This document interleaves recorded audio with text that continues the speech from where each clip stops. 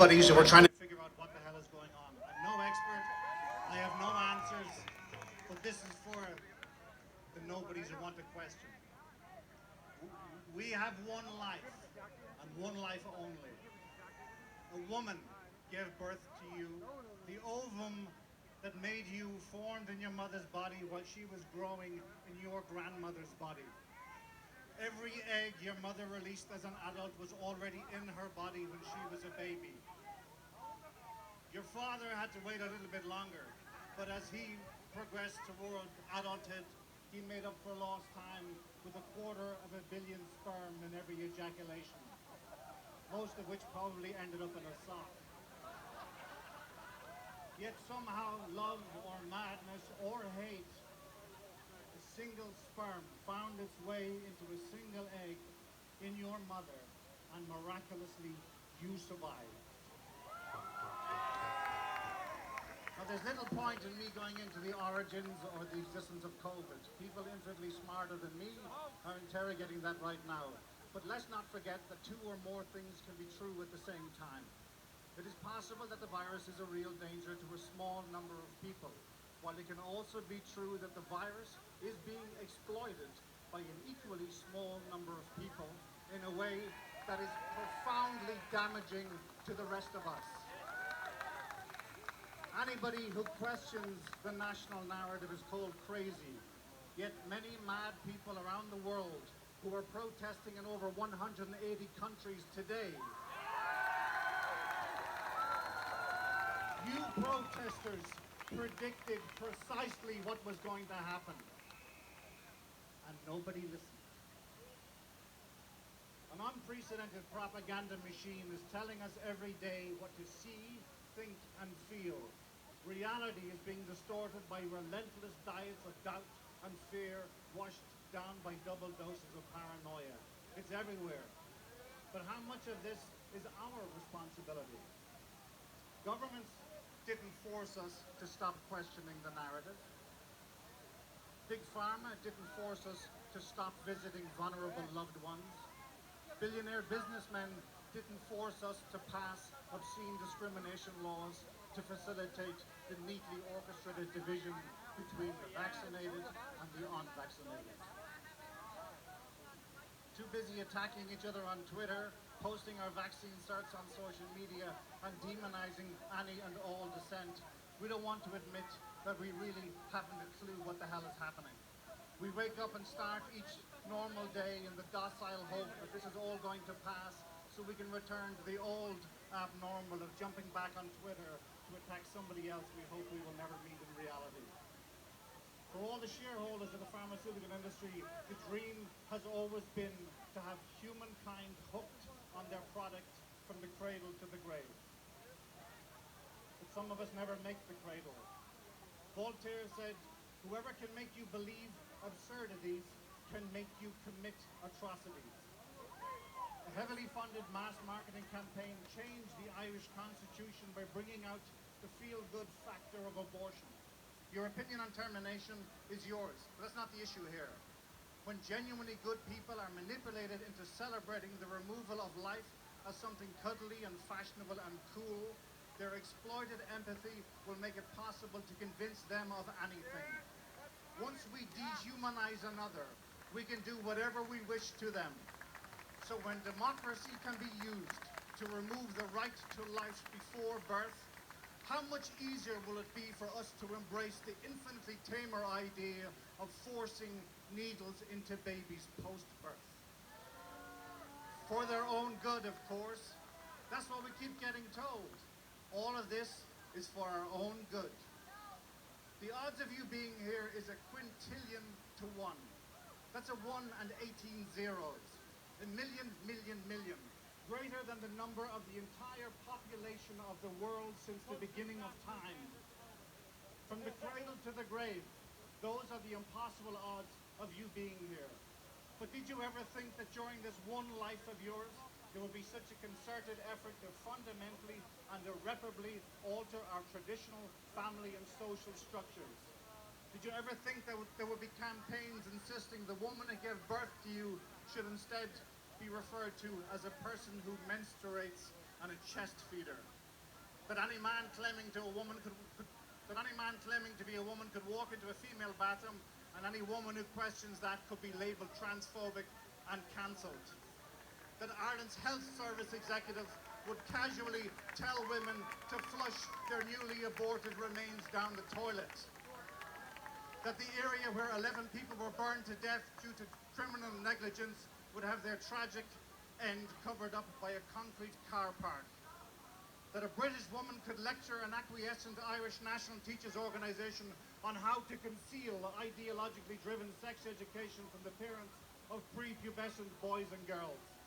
That people, including children, will be sleeping in tents outside the iconic GPO, where our nation's independence was fought for, with some coming back each evening to find food and company and human warmth from volunteers of unfunded soup kitchens.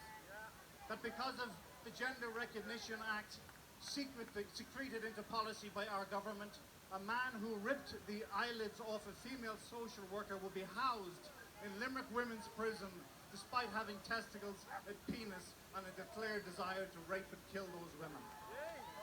That the fundamentalist racist ideology critical race theory would sneak its way into Irish universities, cheered on by academic morons, many of whom secured their positions on the back of absurd wokeness. That we would take a knee to the killing of a career criminal in another country just because of the pigment in his skin, despite him having held a gun to a woman's belly, yet we determinedly ignore the killing of Terence Wheelock by our own police in Dublin just because he was working class. Nobody took a knee for him, except his mother by his graveside. That's what happens when you have a child. Your one life expands into the soul of another. Even when they hate you, your soul is theirs and you hold on to theirs in you for life. And if you believe in such things, maybe for the afterlife. No doubt that's a difficult concept for people who have never had children to comprehend. This is not to diminish anybody who doesn't have children. They've already created too many divisions without adding another. Male versus female, black versus white, gay versus straight, the left versus the right, binary versus non-binary, trans rights versus women's rights, babies' rights versus, well, we already took care of that. But isn't it bizarre how so many of the defiant protectors of bodily autonomy who wailed in triumphant celebration in Dublin Castle at the right to control their bodies are now silent in the face of mass vaccinations? Does the whole bodily autonomy thing only apply when it comes to the born versus the unborn? There are good people out there who genuinely believe they are protecting the world. These good people believe that what is needed is a global mandatory vaccination program. And despite the apparent evidence to the contrary, some politicians are good people who seem to genuinely care about children. Yet so many of those politicians making decisions about the future of our children have never been a parent.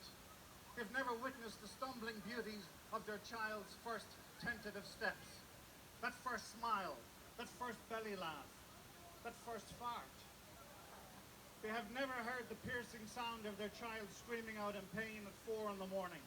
Never seen the fear in an infant who can't communicate what is wrong with them because they haven't yet developed the language skills to explain what pain means. They have never rushed into the children's hospital carrying their semi-conscious child in their arms only to be met by a wall of administration beside overcrowded waiting rooms filled with panicked parents and terrified children waiting for outdated wards barely held together by brave and beautiful and exploited staff. If these politicians care so much about our vulnerable citizens, why do they shift elderly people out of hospitals into care homes where they could no longer get the medical attention they needed? Why did they force many of our elderly citizens to die horrific deaths while our newly vacated hospitals lay empty? From the cradle to the grave, why didn't they fix the decades of rot in the children's hospitals generated by their own party's policies? Why didn't they help our homeless children or bring real equality into our education system? Why do they empower banks to evict families from their homes? Or why do they send women back to cold and damp shelters right after they have given birth? Why do they pay GPs 5 times more to facilitate an abortion than they do to facilitate a birth? And why do they think we are dumb enough to believe that they have the best interests of our children at heart when every precedent has proven these career psychopaths don't give a damn?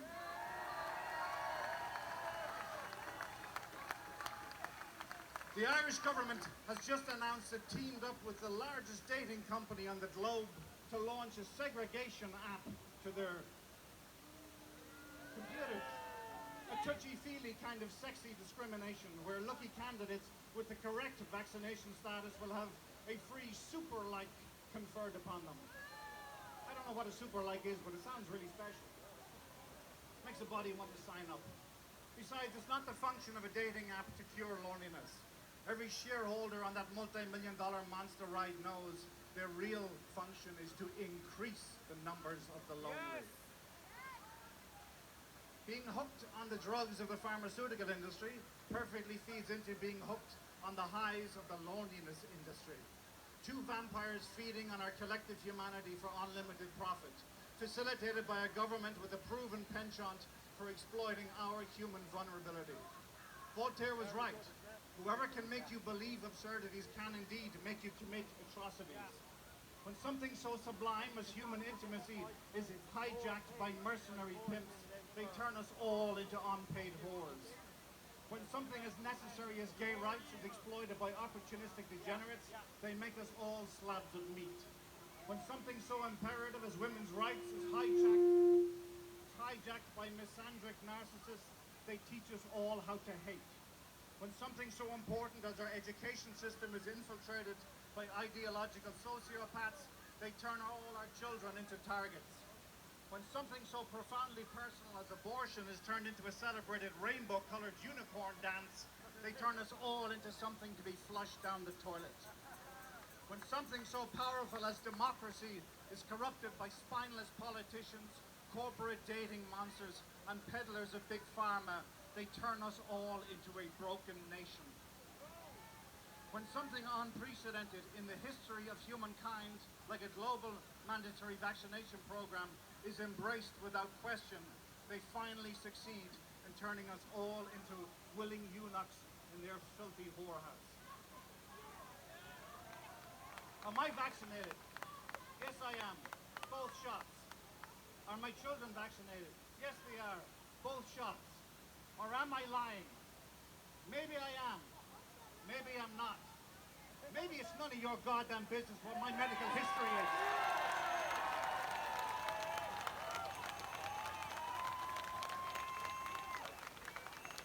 Now, if you have an issue with that, I will do everything to accommodate you. I won't judge you. In fact, when it comes to bars and restaurants, if we follow the science, does it not make more sense for you to be seated outside the bars and restaurants in the wide open fresh air where viral contagion is a minimum, while the rest of us, ignorant, undeclared fools with a 99% survival rate, sit inside and raise a glass to your health through the window as we watch the rain wash your fears away. It's just a suggestion, for your own good, of course. I'll even send you out a drink and a meal. Just don't forget to tip the waiter. Where did this barely elected government comprised of liars and frauds and cowards get balls big enough to pass laws telling you or me or any citizens of these broken but beautiful cities and towns and villages where we can and cannot go? They got them from us. We beseech them to take that power. We do it to ourselves. If you doubt the veracity of that, watch the Twitter responses to this speech. There will always be rage out there. No doubt there are a few folks watching this right now choking on their contempt, hating the protests happening here and in those 180 other countries around the world. But when the pandemic was declared, it was you protesters who insisted that it was also a ruse for something darker. Nobody believed you. You were called mad. When governments asked us to trust that there would be only one lockdown to flatten the curves, You protesters said it was the beginning of multiple lockdowns. Nobody listened. You were called crazy. When protesters insisted this was about a global mandatory vaccination program, nobody listened. When they said vaccine protests were next, nobody listened. Then you said the pharmaceutical industry, aided and abetted by our government, is coming for our kids. Are we listening now? Our children teach us that nothing kills the human spirit faster than fear. History teaches us that sometimes the greatest act of defiance is to refuse to live in that fear. When bizarre facts begin to align with absurd conspiracy, we really have two choices. You can double down, or you can face the unthinkable. You can remain silent, or you can fight for your voice. You can remain on your knees, begging for scraps of truth from pathological liars, or, like that tentative child learning to walk, you can use whatever remains of your one miraculous life to stand the fuck up and take that step back into hope.